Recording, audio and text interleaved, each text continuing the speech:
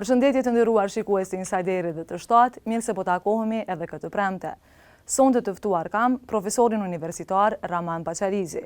Paqarizi do të na rrëfej për jetën e tij profesionale dhe personale, cili është ndikimi i mediave në shoqëri, apo tenton pushtetit i friksoj gazetarët, apo i mashtrojnë politikanët kosovar qytetarët përmes populizmave e shumë të tjera, do t'i ndjekim në intervistën në vazhdim.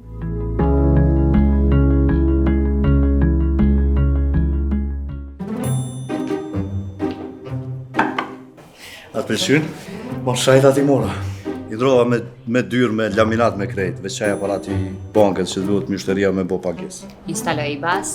Basin e kom instalu mëre ma ti. IBAS, aplikacion është. Qa është e? Për 30 sekunda e këthen telefonin tënd në pas pagesave.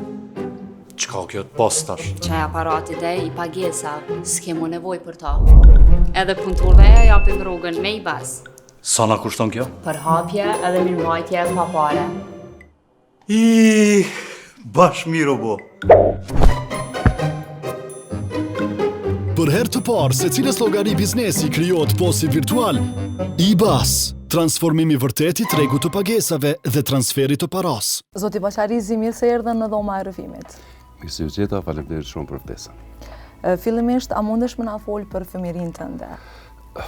Fëminia jam ka qenë, me thonë drejtën, kogja e bujshme, sepse jam rrit në Katun, jam rrit në fshat, edhe jam rrit, me thonë, ndërmjet katunit temë dhe katunit dajve, sepse te dajt e me nuk kanë pas fëmijë, nuk kanë qenë fëmija i parë, mas nanës temë, do me thonë.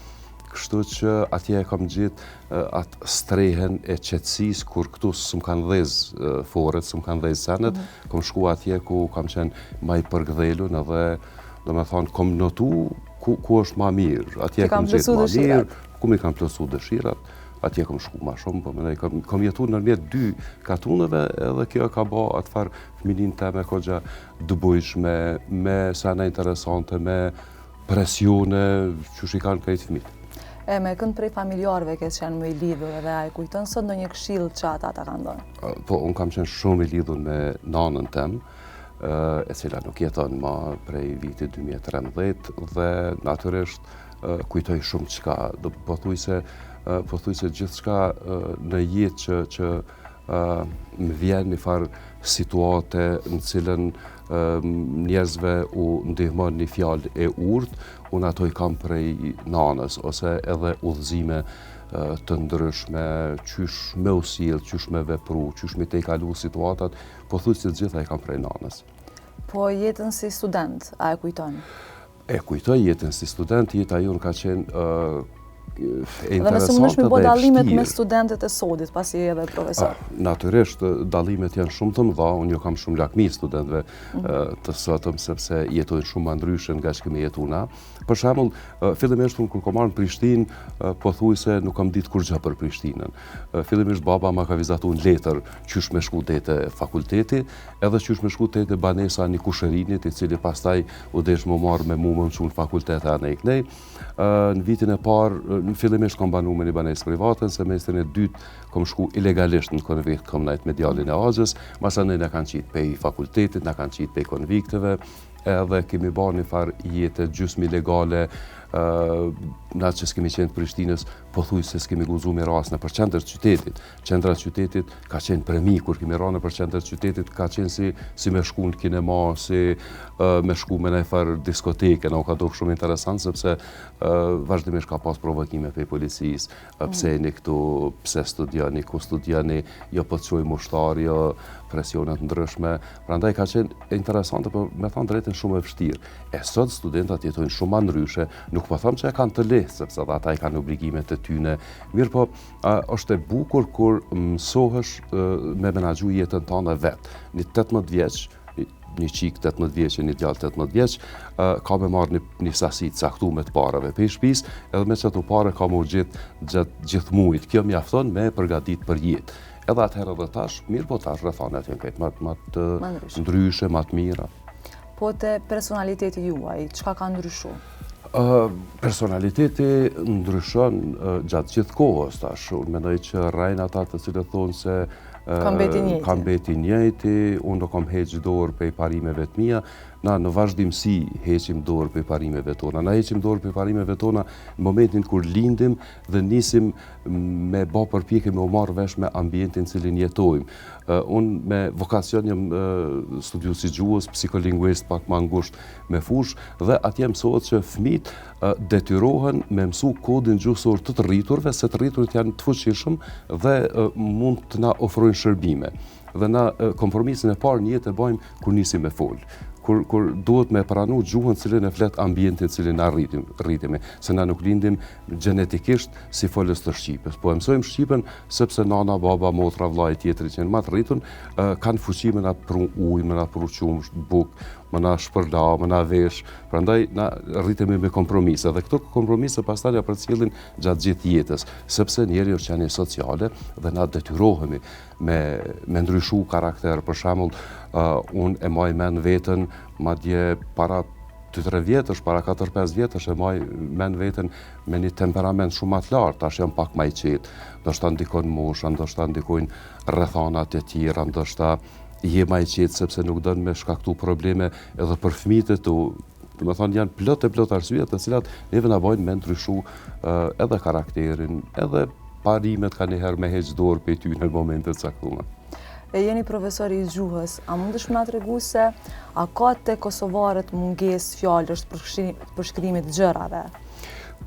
Jeta është e bukur për ka sfida. Ti mundohesh të bësh punën që e do, të jesh i shëndosh, të jesh i suksesshëm. Suksesi kërkon punë, qëndrueshmëri. Suksesi i rezultateve përcaktohet këtu, në shtëpi. Në mahall, çmimi i suksesit është puna e palodhur dhe bindja se po japim çdo gjë nga vetja jon. Ne mposhtim presionin dhe frikën e betejave. Drena, tashmë me shumë shtëri.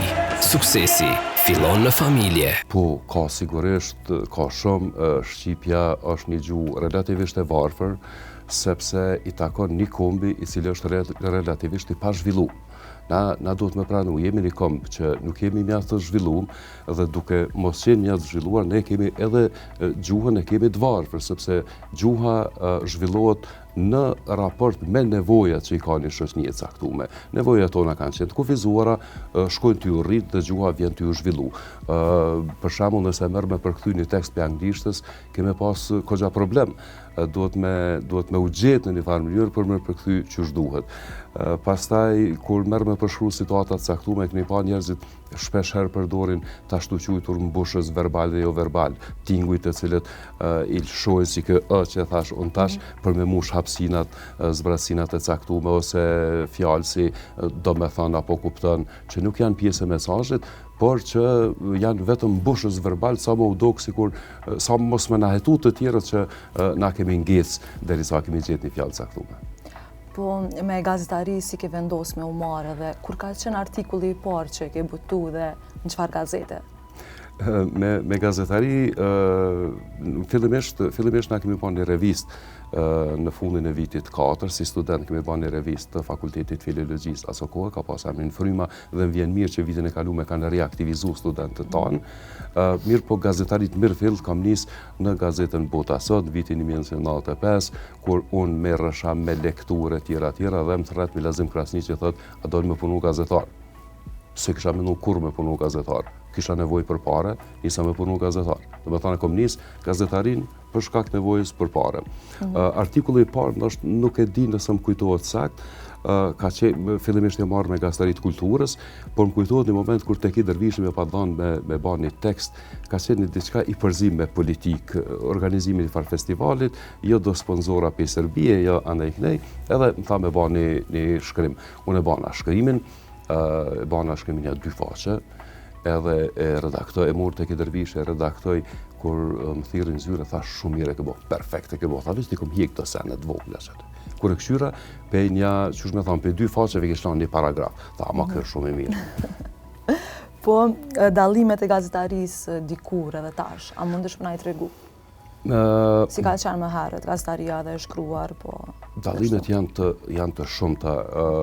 Unë maj mend shumë faza, dhe më thënë, ndryshimet shoqërore kanë ndodhur në kohën kur unë kom nis, kohën kur unë jam zhvillu, kur kam kalu prej fëmije në një student, pastaj në gazetar, studius, profesor e kështu me radhë, po në njëjtën kohë ka ndryshu edhe zhvillime teknologjike të cilat i shfrytëzon media. Prandaj ndryshimet janë të jashtëzakonshme. Unë kur kam nisë me punu, kam nisë me shkru me dorë ose me makinë mekanike të shkrimit. Olimpia, po më duket i kemi pas në zyrat botës sot. Pastaj kemi kalu në kompjuter dhe sot jemi në fazën kur gazetarin mundesh me ba veç apo mjafton me ba gazetari, mjafton me pas një telefon celular të mençur, smartphone në dorë, të lidhur me internet edhe ban gazetari. Dallimi është qaq i madh sa që unë çuditëm ka njëherë qysh brezi jam kam rri me u përshtat me kretë këto ndryshime teknologjike. Pastaj rrethanat kanë qenë të tjera, ka pas shumë pak medje, të gjithë gazetarët e Kosovës jemi njohur me njëri tjetrin. Ndërkaq tash është një komunitet shumë i madh, po muj me thonë edhe shumë i zhvilluar, shumë profesional. Gazetaria në Kosovë sado që shohat e kritikohet, unë mendoj që është në nivele të lakmueshme, madje shumë më mirë se në gjithë rajonet. Profesor, çka ju mungon në televizioneve kosovare, radiove ose portaleve? Mas pari ju mungojnë parët, ju mungojnë financimi. Me këtë treg që na e kemi, me këtë market share të reklamas që na e kemi në Kosovë, mediat, unë mendoj që janë kogja alkimiste që më rrinë me mbjetu madje, sepse janë diku ma pak se 20 milion në tregun e reklamas dhe këtë këto media, i numrova e ditë janë 8 televizione me emën. Tashmë në Kosovë, pastaj ka shumë portale të cilat kanë shumë të punësuar dhe vërtet është një punë e mundimshme me i majtë në planin financiar. Në planin përmbajtësor, mediave pastaj u mungojnë programet kulturore, mungojnë programet argëtuese, ju mungojnë programet arsimore, programet informative mendoj që janë me tepri dhe pothuajse debatet televizive janë shndërru si në apo kanë nisë zëvendësu serialet amerikano-latine dhe ato turke, fatkeqësisht, sepse populli hala është i eton, audiencia është hala e eton për diskutim mbi politikën dhe pastaj rrethanat, narrativat që krijohen, fabulat që krijohen brenda studiove televizive i kanë shndërru edhe gazetarët e analistat në personazhet atyre serialeve me cilët njerëzit janë lidhur në një mënyrë të çuditshme e që mendoj që përbën një rrezik kogja të madh për gazetarin. Cilë ndonjëherë edhe duken si komedian. Po, sigurisht, unë vetë jam pjesë e debateve televizive dhe shpeshherë kam frikë se ka është të shku kjo mënyrë e ndërtimit të fabulës përmes debatit televiziv. Tashmë janë personazhet pozitive, personazhet negative në studiot televizive varësisht nga perspektiva e njerëzve. Shoqënia është nda për shkak të politikës, kjo mendoj që është paksa e rrezikshme. Prandaj media ndoshta është mirë me orientu ka ajo jeta e thjeshtë e njerëzve, mu po më ndodh kohë mas kohë me pa kronika, skica të vogla që i bajnë gazetarët nga jeta përditshme e njerëzve e që janë fantastike, domethënë.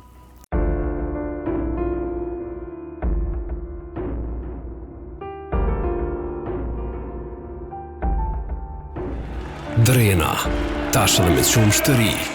Suksesi fillon në familje. Profesor, a ju ka ndodhur në kaluamën me pa ndonjë rast ku gazetarëve ju ka kërku burimi i informacionit dhe si e komentoni rastin e fundit që është intervistu drejtori i Insajderit prej Policisë Kosovës? Ky ka qenë një rast i rënd i shkeljes procedurave, mas pari i një shkelje nga ministri i shëndetësisë i cili bani thirrje prokurorisë, ai është ministër, është i fuqishëm, i ka kanalet e komunikimit dhe nëse ka desht me zbulu se ka rrjedh informata, atëherë është dashur me kanalizu dika tjetër, jo ka mediat. Detyra e mediave është me raportu, nuk është me mshef lajmet. Media ka obligim me bë publike lajmet.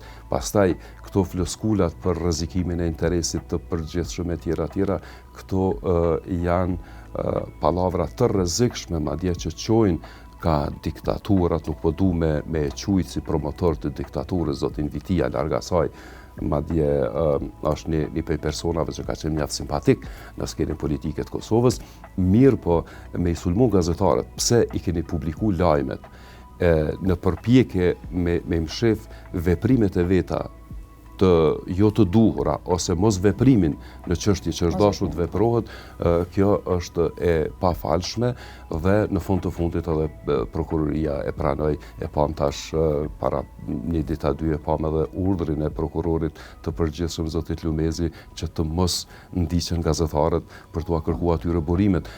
Tek e fundit me interesin nacional, merren ata që janë të thirrur për interesin nacional. Është afera Watergate e cila ka qenë në dorëheqjen e presidentit, edhe ai ka qenë interes i madh nacional amerikan, mirë po gazetarët janë ata të cilët e gjurmojnë dhe e plasojnë të vërtetën. Sipas juve me këtë veprim atentoi qeveria me i friksu gazetarët ose me i zmbrapsa ata për mos me raportu më në dom tynet, themi, pasi po thojnë edhe ata kështu. Qeveria në një mënyrë ose në një tjetër është duke bërë një diçka të tillë, qoftë në mënyrë të drejtë për drejtë, siç ishte rasti me insajderin, përkatësisht me ministrin Vitia, me këtë lloj konflikti që u kriju, qoftë përmes organizimit të simpatizantëve, para së gjithashtu lëvizjes vetëvendosje, duke i njëllosur, duke i etiketuar njerëzit publik të cilët flasin, të cilët i japin, kanë zërin e tyre, plasojnë idetë dhe opinionet e tyre, dhe kjo është një përpjekje për t'u mbyll gojen mediave dhe njerëzve të cilët e dojnë dhe aplikojnë fjalën e lirë. Mirë po kjo nuk mund të ndodhë në shekullin 21, nga një qasje e tillë dëmtohet secila qeveri.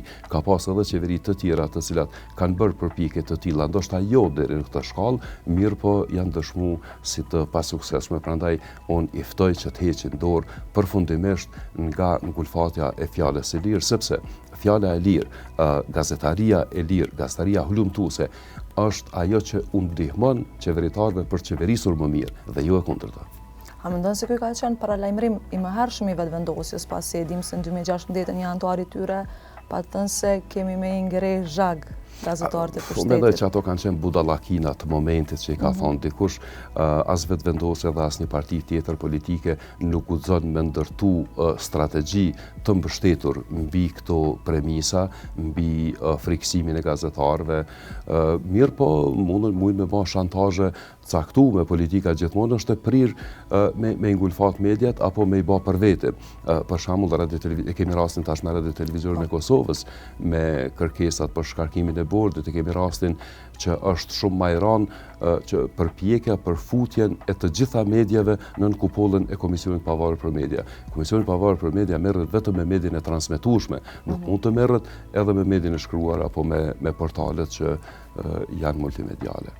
Ka shumë raste ku edhe gazetarët janë sulmu edhe fizikisht, por ende nuk janë zbardhë. A duhet shteti të veprojë më shumë në këtë drejtim?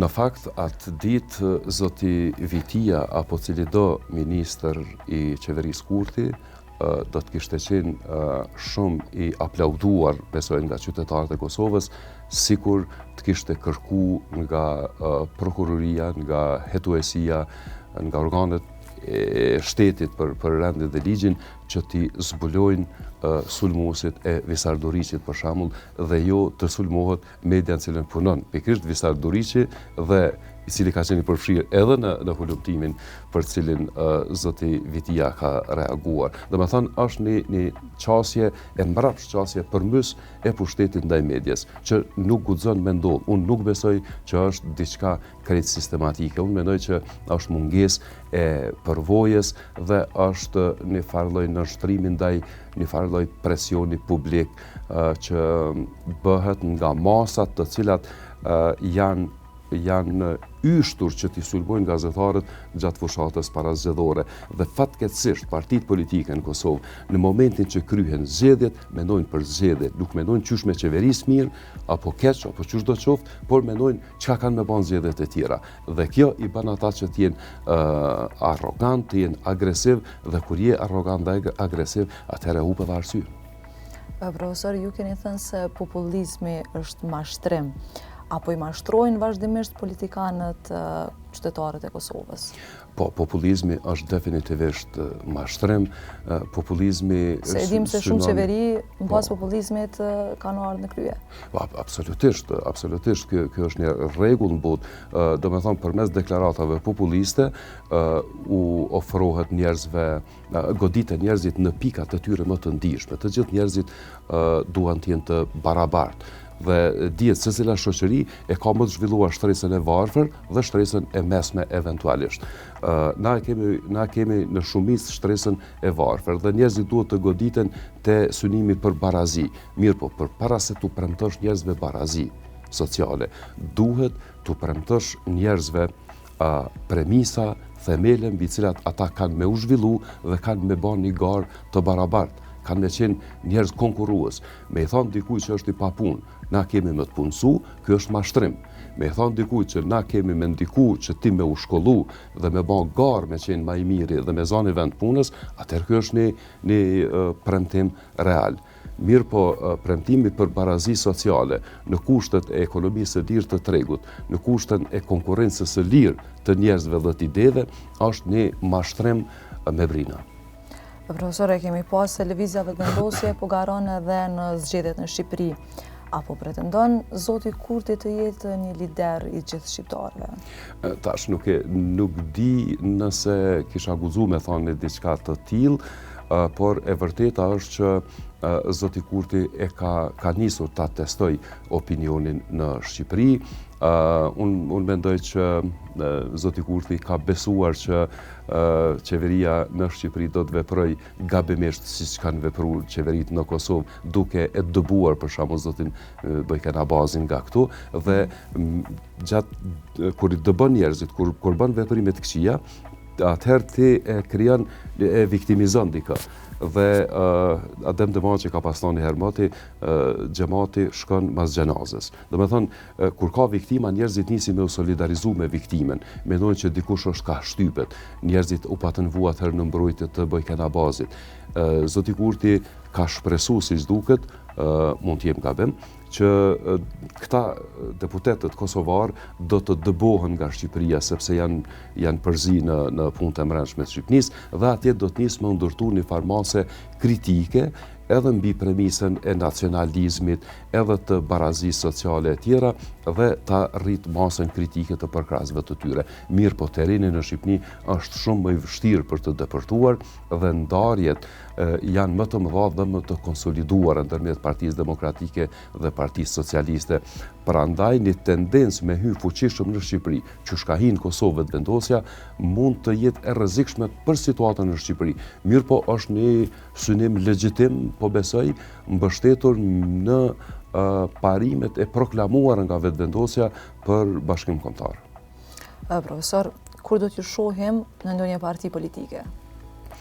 Nuk është që nuk jam tundu ndonjëherë nga aktivizimi në politik, mirë po nuk është që ndonjëra nga partitë politike të ne i përmbush ato nevojat. Nuk jam as më i mirë as më i keqe, nuk jam as më i mirë se partitë politike apo se njerëzit që janë aty, mirë po thjesht ambienti politik në Kosovë është i papërshtatshëm për dikë të profilit tem, hajde dhe të moshës tem, ndoshta në politik duhet me i pak ma herët. Ndoshta në moshën 48, 9, 50 vjeçare, mos është pak vonë. Si duhet me qenë një parti politike që ju me qenë pjesë e saj? Çka duhet me pas? Një parti politike, për me qenë unë aty, duhet me qenë e dekriminalizume tërësisht, duhet me qenë jo populiste, duhet me qenë e qendrës së djathtë, dhe duhet me qenë e gatshme me sakrifiku një apo 2 mandate qeverisjeje në interes të zhvillimit të arsimit dhe të zhvillimit të reformës arsimore në Kosovë. Gjë që asnjë nga partitë politike me cilat unë kam bisedu nuk kanë qenë të gatshme ta bëjnë. Do të thotë kemë hap një parti vetë, që shpo e shoh. Jo, nuk besoj. Partia është si puna e një biznesi, kur e hap biznesin. Bizneset dhe partit i hapin njerëzit të cilët kanë shumë energji dhe merren njëkohësisht me shumë punë të tjera.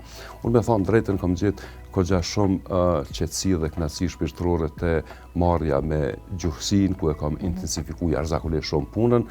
Dhe natyrisht nuk mund të shkputem nga mediat, qoftë përmes pranis në debate televizive, qoftë përmes pranis me deklarata në rrjete sociale, që janë media gjithashtu, dhe po më duket që po ndihem mjafti përmbushur. Në një ambient tjetër, pak më të qetë, ndoshta kisha pranuar. Ku e gjeni veten më shumë, si profesor, si gazetar, si analist? Apo i kombinojnë këto gjitha? Tash, ky analist, unë nuk kam qef me thonë analist, sepse mendoj që me qenë analist është një shkallë e naltë e ekspertizës. Me qenë në analist politik, do të me pas një shkallë të naltë të ekspertizës politike. Unë ma shumë jam njësi rrethanave, edhe skenës politike, edhe opinionist, duke qenë gazetar. Dhe që ky opinionisti është rezultat i qenit edhe profesor, edhe gazetar. Më thonë, një lexues i vëmendshëm i ngjarjeve, po jo parashikues, se këtu te na njerëzit kanë herë mu nalin thonë s'ja ke qellu, po s'jam për me qellu, se nuk po qes fall. Na i analizojmë senet në bazë të rrethanave që janë. Përpiqemi me analizu në bazë të rrethanave që janë. Një rrethan me të ndryshon komplet skema pastaj dhe rezultati del tjetër. Po. Një qeveri e udhëhequr nga krahi i luftës apo nga rryma që është tash aktualisht, cilën është shemë të suksesshme? Ka tha batë se a mund është me hap një llogarisin, është ai në punë edhe më vjen rroga, po edhe me pranu pare prej batë në Gjermani, se më qëna i pare mu. Po, me shumë dëshirë, mirë po llogarin mund të hap një edhe vetë. Ama mu batë që më ka thonë që jo me hap një llogarin. Po, ama ta shëtutje mund të hap një edhe vetë përmes cilit do telefon apo kompjuter. Vetëm duhet ta shkarkoni aplikacionin iBus prej Play Store apo App Store. Sa kushton ti ka xoj bacit? Pa pare hapja e pa pare mirëmbajtja. Madje mund bëni pagesa kudo prej telefonit. E qysh? Tash ku të shkoj unë bëj pagesë me telefona? Po natyrisht. Bash mirë ba. Nga tani e tutje, ju mund të kryeni të gjitha pagesat dhe transfertat e paras nga telefoni juaj. iBus. Qeveria e kaluar ka bërë punë shumë të mira, mund të them. Natyrisht gjatë rrugës kanë pas lëshime, kanë pas shkarje, ka pas nepotizëm, ka pas korrupsion. Tash e kemi një qeveri tjetër, e cila është vetë deklaru si qeveri e ndryshimit. Unë mendoj që kjo qeveri meriton janë 100 ditë me i pas në dispozicion, që me pa se ka po shkojnë dhe cilat janë trendet të cilat këta kanë me ndjek. Unë mendoj që secili ndryshim pas një kohë të gjatë të qeverisës një partije apo të një grupi është i mirë si ndryshim, sepse unë po them për vete, kam qenë kryetari i bordit të RTK-s. Mandatin e parë 2 vjeçar kam punuar jashtëzakonisht shumë. Mandatin e dytë e pa shka fundi që nisa pak me u miqësu me njerëzit, pak nisa me u byrokratizu dhe e pash që 2 mandatet, ai që i ka caktu 2 mandate ka qenë njëri meqëm, se ma shumë se 2 mandate zore ki me dhanë diçka kreative dhe byrokratizohesh. Prandaj partit e dala nga lufta, kanë kry punën e vetë, duhet të aplaudohen, duhet të jemi mirë njës ndaj tyre për gjitha punët që i kanë bërë, mirë po ka ardhur koha që të shkojnë dhe të pushojnë dhe të riorganizohen në opozit. Po në boks për shembull, unë këshyre dhe boks sport e tjera, në boks kur e merr një knockdown, një goditje të fuqishme që ta trullav trunin, referit numëron deri në 10 deri të kthjellësh. Tash këta kryen duhet me numëru të 11, edhe PDK-s, edhe LDK-s. Kur të kthjellen, hyn në garë me vetëvendosjen. A lodhet vetëvendosja deri atëherë ty godit në ajër, kjo është një punë tjetër. Mirë po, unë mendoj që vetëvendosja e meriton, që kjo qeveri e meriton një periudhë 3 mujore, një 100 ditësh për të pa se në drejtim janë duke shku. Do me thonë, mos të paragjykojmë. Ju personalisht ka prisni nga ta, pasi fillimi nuk e pati edhe aq të mirë? Fillimi nuk ishte i mirë, po unë mendoj që ndonjëherë kjo parti politike nuk ka qenë në pushtet asnjëherë, ka një mungesë të përvojës. Fillimisht ndoshta 3 muaj mjaftojnë që të mësojnë nga gabimet e tyre dhe unë nuk besoj që është reale frika e njerëzve për një orientim ka diktatura. Profesor, një pyetje personale, a jeni pishman për diçka që keni bërë ose nuk e keni bërë deri më sot? Me thonë drejten, nuk jam pishman, jeta me mu nuk ka qenë ashpër, nuk kam përveç kohës së luftës, pjesën tjetër nuk është se kam pas probleme të theksume, nuk është që më kam jetë merak diçka, do me thonë, kryesisht jam marrë me punë të cilat unë kam desht me i ba dhe nuk ka diçka që mu më kam jetë merak.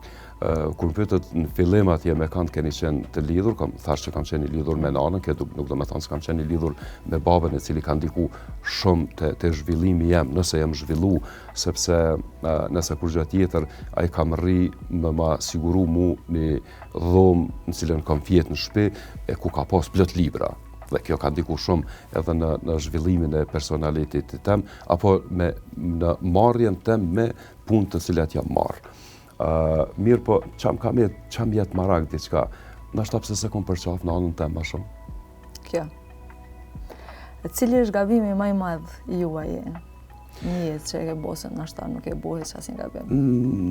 Gabime të randa për cilat pendohem, apo që mund të më kujtohen për të pendu, nuk është se kam ba, nuk më kujtohet që kam ba në gabim të madh për cilin unë do të them se jam pendu.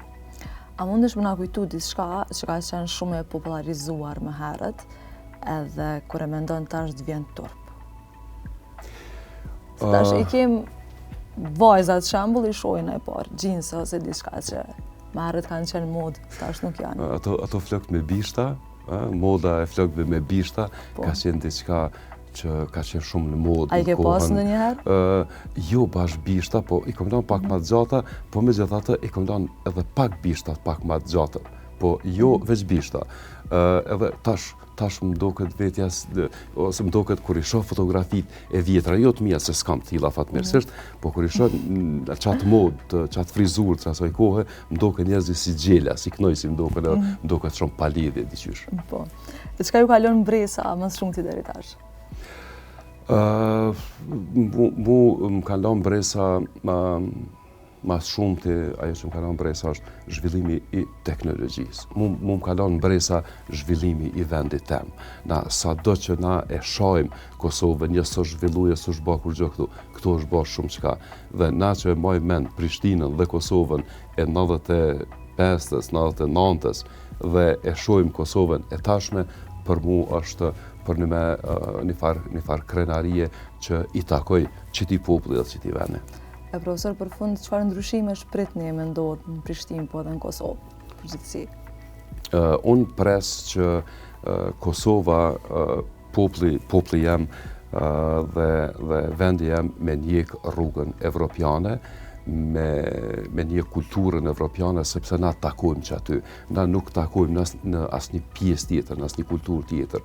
Na i përkasim kulturës evropiane dhe asnjë kulture tjetër. Prandaj, nëse sillemi si evropian, atëherë jemi vetvetja. Nëse nuk sillemi si evropian, na do të jemi të çuditshëm dhe asnjëherë të suksesshëm. Tek e fundit janë shqiptarët e Kosovës ata të cilët në fillimin e viteve 60 e tutje kanë punu në Gjermani para së gjithash e pastaj edhe në Zvicër dhe vendet të tjera dhe kanë qenë një shembull i punëtorëve të cilët e kanë pranu kulturën e vendeve ku kanë shku. Po qysh kanë mujt me pranu atë kulturë, sepse ka qenë afërt për ta. Prandaj duhet ta ndjekim kulturën evropiane, duhet të jemi një vend evropian, sepse aty përkasim. Përndryshe do të jemi të çuditshëm. Profesor, faleminderit shumë për intervistën. Faleminderit juve për pyetjet. Të nderuar shikues, kjo ishte e tëra për sonte. E deri javën tjetër, mos harroni të na ndiqni në kanalin zyrtar Insideri TV në Facebook dhe në YouTube. Natën e mirë.